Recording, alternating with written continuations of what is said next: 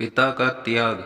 मैं घर से गुस्से में बड़बड़ाते हुए निकल आया था और बस स्टैंड की तरफ आगे बढ़ने लगा।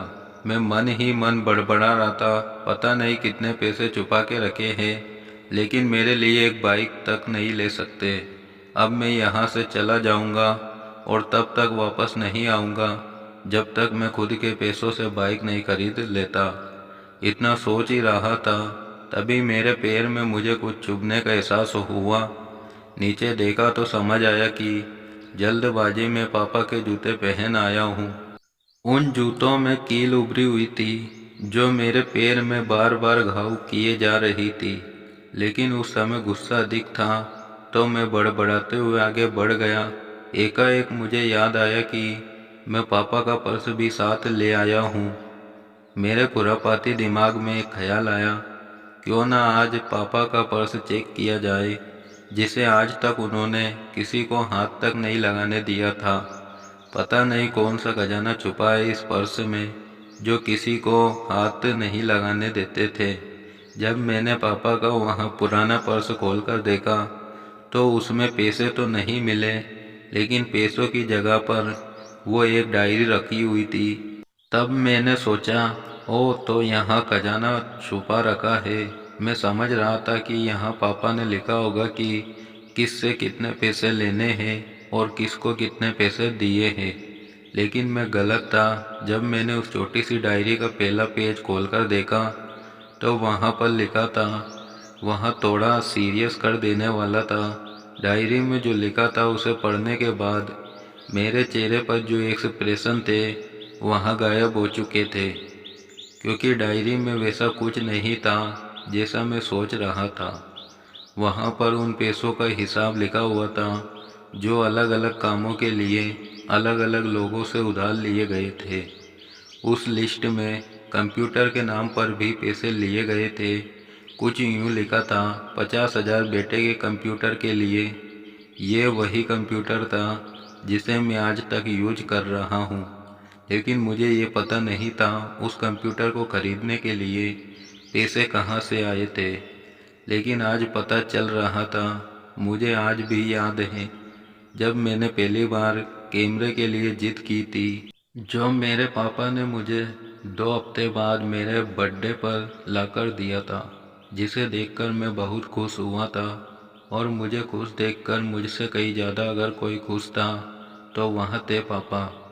अब मेरे चेहरे से गुस्सा एकदम गायब हो चुका था। जब मैंने आगे का पन्ना पलटा तो वहाँ पर कुछ विशेष लिखी हुई थी। पहली जो विश थी उसमें लिखा हुआ था, अच्छे जूते पहनना। ये बात मेरी कुछ समझ नहीं आई। तभी मेरा पाँव अचानक सड़क पर भरे हुए पानी पर जा पड़ा और तभी मेरे पाँव में कुछ गीलापन होने का एहसास हुआ। जब मैंने जूता उतार कर देखा तो उसका तला टूटा हुआ था। यह देखकर मुझे डायरी में लिखी बात याद आ गई। तभी मुझे माँ पापा की कही बातें भी याद आ रही थी कि कैसे माँ जब कहा करती थी पापा से, अब तो जूते पुराने हो गए हैं, नए ले लीजिए, तो पापा अक्सर यह कहकर टाल दिया करते थे, जूते अभी और चलेंगे, अभी कुछ दिन पहले तो लिए थे। मुझे आज समझ आ रहा था कि कितने दिन और चलेंगे। साथ ही साथ ये भी समझ आ रहा था कि पापा पर्स क्यों छुपा कर रखते थे।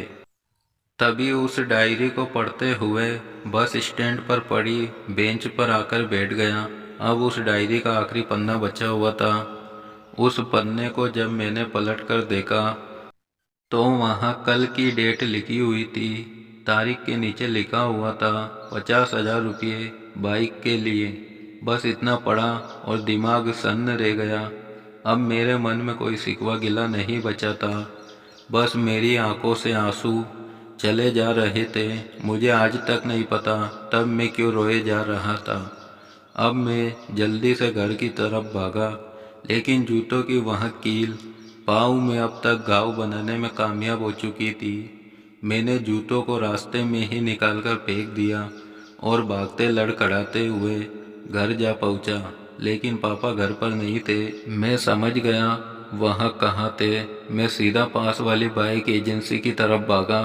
पता नहीं आज कहाँ से इतनी ताकत आ गई थी कि मैं भागते हुए थक नहीं रहा था, और वहाँ भी बिना जूतों के नंगे पैर। जैसे तैसे मैं बाइक एजेंसी पर पहुंचा। पापा वहीं थे। मैंने पापा को दौड़कर गले लगा लिया और मेरी आंखों से आंसू रुकने का नाम नहीं ले रहे थे। पापा समझ नहीं पा रहे थे आखिर हो क्या रहा है, मैं क्यों रो रहा हूँ। मैंने पापा से कहा, पापा मुझे मोटरसाइकिल नहीं चाहिए, आप अपने लिए जूते ले लीजिए। अब आज से मैं जो भी करूँगा अपनी मेहनत से अपने बलबूते पर पढ़कर करूँगा। दोस्तों, बस इतनी सी थी ये कहानी। मैं आज आपसे कहना चाहूँगा, ठीक ऐसे ही होते हैं हमारे पिता। हम अक्सर देखते हैं कि हम अपनी माँ से हर बात शेयर करते हैं और माँ भी इसके बदले हमें बहुत प्यार देती है। लेकिन एक शख्स ऐसा भी होता है जो हमें छुपकर प्यार करता है, वहाँ होते हैं हमारे पिता। ये परिवार में एकमात्र ऐसा व्यक्ति होता है जो अपने बच्चों से उन्हें बिना जताए छिपकर प्यार करता है, खुद की इच्छाओं को मारकर अपने बच्चों के लिए सपने देखता है और उनकी खुशी में ही खुश हो जाता है। मुझे नहीं पता कि आप अपने पेरेंट्स की इज्जत करते हो या नहीं, लेकिन अगर आपके पास पेरेंट्स हैं तो आप बहुत खुशनसीब हो, क्योंकि इस दुनिया में बहुत से लोगों को तो पेरेंट्स का प्यार भी नसीब नहीं होता। अंत में मैं यही कहना चाहूँगा कि माँ बाप की भावनाओं का सम्मान करें।